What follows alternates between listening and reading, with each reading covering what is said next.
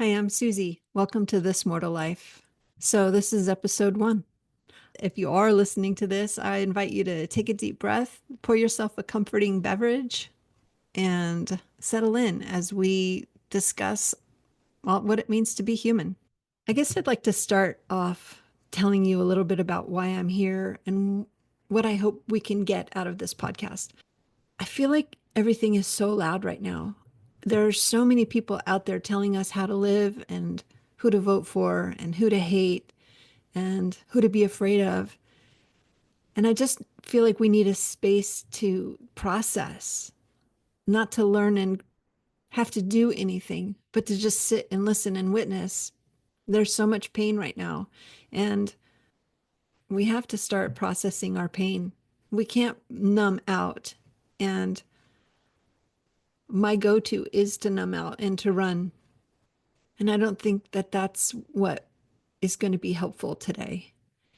If you're sitting here listening to this podcast, I hope you'll join me as I invite new guests on. I have so many exciting guests that are going to be coming to the podcast and so many fun shows for the future. And I really hope that you'll subscribe and join me for these weekly, hopefully weekly podcasts that I post. I kind of feel like I want to tell you a little bit about why I'm here and why I'm sitting in this chair talking on a podcast. I think I was born to be a healer. I was born to want to help people. And I've always been drawn to the healing arts. I was a massage therapist for 33 years. I was also a flight attendant for 22 years. And while I was a flight attendant, I continuously did massage therapy and felt like that was my life's work. It was a little bit probably right before COVID, I realized that my hands were kind of giving out and I really wanted to do something different. So I got coached by a good friend of mine. And through that coaching, I realized that I wanted to do this work, coach people. So I started going to school. And my initial thought was to help people at end of life, how to have a good end of life, how to put all their things in order. Like my idea was to be like a death concierge, basically, where I would have everybody's information that they wanted, all of their end of life wishes, and that when they died, their family would just call this number and it would be my number.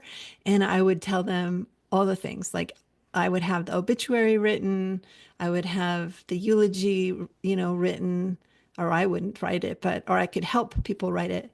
But it was just going to be like a one-stop shop where everything was done by the person so that their family, all they had to do was grieve. That was the original thought. And that was my original intent when I became a coach and a doula. While I was in coaching school, I learned about being a death doula and I immediately went to death doula school. So I was in coaching school and death doula school at the same time. I loved learning about end of life and I found it to be fascinating and also like really healing for my own heart and my own self. It was during the death doula program that I realized that I have a lot of grief. Like I carry a lot of grief with me, whether it's from early trauma, early trauma, like pre-verbal trauma, like I had a super traumatic birth. My mom had a very traumatic pregnancy. It was a hard time back then, and there wasn't a whole lot of acknowledgement about trauma. And so we were just kind of expected to, go to your room and then do it alone. Go to your room if you're going to cry. That was just how we did things. But I ended up popping out really sensitive and it was tough. It was tough for me. But I think it was tough for all of us. We all have our struggles. But I did immerse myself in trauma work about 25 years ago. And I did realize that I had some sort of weird trauma thing happening. I just didn't understand it. I have night terrors. I believe I have avoidant attachment disorder, ADHD, all these things with trauma history. And so I have been digging into trauma and healing trauma. And I'll tell you, trauma is one of those things that you can't do fast. You can't do trauma fast. It's really just, you have to titrate working through your trauma. Otherwise, you re-traumatize yourself. So I learned from Manuela Mishka Reeds in one of my trainings that 80% of our trauma is pre-verbal. So we don't really have words for our traumas. We don't really have memories of our traumas. We just have conditioned tendencies from them. And so when we have these conditioned tendencies, like people pleasing is oftentimes a trauma response, or ADHD is a trauma response, and we tend to get stuck.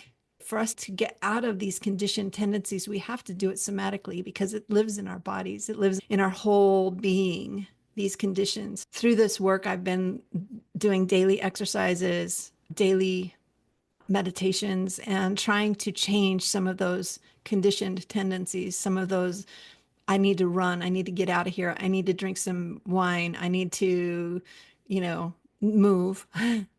I need to move to another house. I'm trying hard to stay still and go through what I need to go through. And it's not easy. I can tell you that. But I'm really excited to share my process with you. So I have some really great guests scheduled, and I'm really excited to bring them on and we can talk about death and grief. And, it's funny because I don't have to bring on a grief expert. We're all experts at grief. We all have grief. We're all running around this world with grief. And it's funny because I've said this many times that our pursuit of happiness, this crazy, written into our Constitution pursuit of happiness, has caused us so much pain because we have identified sadness as being something that we need to fix. And when we are sad and we think we need to fix it and we try to get away from it or take a pill to make it better or drink a glass of wine to make it better, we don't process it. And so it just gets built up.